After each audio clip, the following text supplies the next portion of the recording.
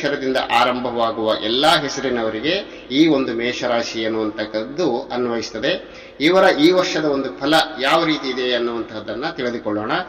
ಈ ವರ್ಷ ಸ್ವಲ್ಪ ಮೇಷರಾಶಿಯವರಿಗೆ ಸ್ವಲ್ಪ ಬಲವಂತಿಕೆ ಕಡಿಮೆ ಇದೆ.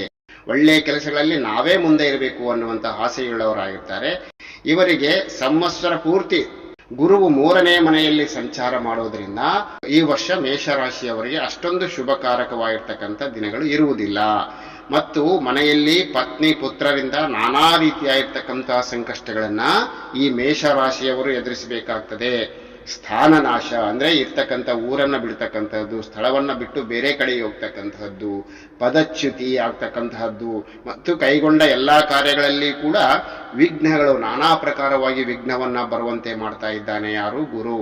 ಅದೇ ರೀತಿಯಾಗಿ ಎಲ್ಲಾ ಕಾರ್ಯಗಳಲ್ಲಿ ಕೂಡ ಅಪಜಯ ಅಂತಕ್ಕಂತಹದ್ದು ಕಂಡು ಬಂದು ಅಕ್ಕಪಕ್ಕದವರಲ್ಲಿ ವಿರೋಧವನ್ನ ಇವರು ಕಟ್ಟಿಕೊಳ್ತಕ್ಕಂತಹ ಸಂಭವವಿದೆ.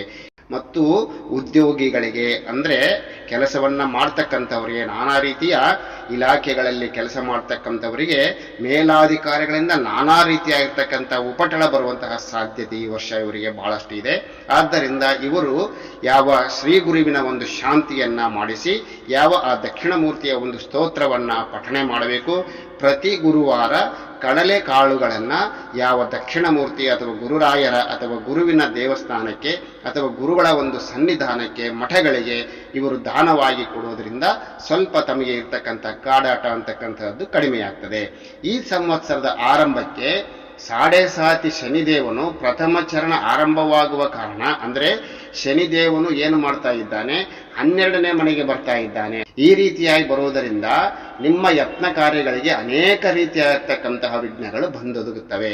ವೃಥಾ ತಿರುಗಾಟ, ತೇಜೋಹೀನವಾದ ಮುಖ, ಮತ್ತೆ ಜೀರ್ಣ ಶರೀರ ಇಲ್ಲದೆ ಇರುವುದು, ಹೆಂಡತಿ ಮತ್ತು ಮಕ್ಕಳಿಗೆ ನಾನಾ ರೀತಿಯಾಗಿ ಅನಾರೋಗ್ಯ ಕಾಡುವುದು, ಬರಬೇಕಾದ ಲಾಭಾಂಶ ಕೈ ಸೇರದೆ ಹೆಚ್ಚಿನ ಖರ್ಚುಗಳು ಉಂಟಾಗಿ ಸಾಲ ಮಾಡಬೇಕಾಗಿರ್ತಕ್ಕಂತಹ ಪರಿಸ್ಥಿತಿಯಿಂದ ಮಾನಸಿಕವಾಗಿ ಜರ್ಜರಿತರಾಗುವಿರಿ. ಪರಿಹಾರಕ್ಕೆ ಹನುಮಾನ್ ಚಾಲಿಸ್ ಪಠಣೆ, ಶಿವಾಲಯಕ್ಕೆ ಎಳ್ಳೆಣ್ಣೆ ದಾನ ಮಾಡುವುದು ಅತ್ಯಂತ ಶ್ರೇಷ್ಠಕರವಾಗಿರ್ತಕ್ಕಂಥದ್ದು. ಮತ್ತು ಈ ವರ್ಷ ನಿಮಗೆ ಧನಲಾಭವಾಗುವಂತೆ ಕಂಡರೂ ಸಾಲ ಕೊಟ್ಟು ಅಥವಾ ಜಾಮೀನು ವ್ಯವಹಾರದಿಂದ ನಾನಾ ರೀತಿಯಾಗಿರ್ತಕ್ಕಂತಹ ನಷ್ಟವನ್ನು ಅನುಭವಿಸ್ತಕ್ಕಂಥವರಾಗಿದ್ದೀರಾ.